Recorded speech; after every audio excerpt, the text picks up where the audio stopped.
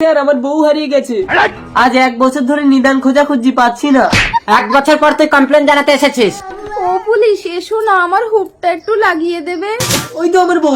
এই দাঁড়া দাঁড়া, আজ 1 বছর ধরে জিনিসটা আমি রাস্তায় পেয়েছি, কাগজে টিভিতে বিজ্ঞাপন দিয়েছি, কেউ আসে না বলে জিনিসটা আমি নিজে ব্যবহার করছি। ব্যবহার করছেন মানে? এই তুই ওই জিনিসটা কিভাবে ব্যবহার করতে হয় তুই জানিস না, মানে ওই জিনিস তোর না, যা এখান থেকে। স্যার আপনি ওর কাছেই শুনে দেখুন, আমি ওর স্বামী। ওগো আমার কি গো, এদিকে এসো তো। এ কি তোমার স্বামী? আমার তো অনেক স্বামী, এটা কত নম্বর আমি ঠিক মনে করতে পারছি না গো। कौन है ये लोग? স্যার দেখুন না, নেকড়া এতদিন আমার সঙ্গে সংসার করে এখন বলছো ঘর করবে না।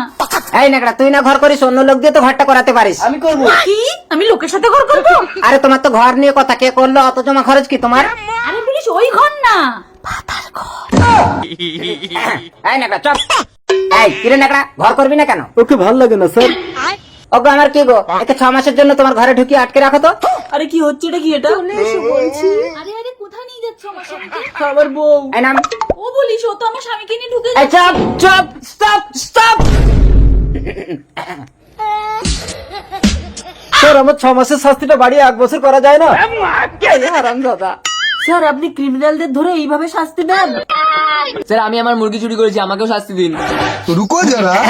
দেখেছিস, ক্রিমিনালদের আমি ধরতে যাই না, ক্রিমিনালরা এসে আমাকে ধরা দেয়। এই ফালতু কিরে, তোকে তো কালকে ছাড়লাম, তুই আবার আজকে আসলি কেন? আচ্ছা ঠিক আছে, ক্রিমিনাল কেমন একা একা আসে, আপনি এর বউটাকে ছেড়ে দিন তো দেখি। না না, তাহলে আমাকেও ছেড়ে দিন।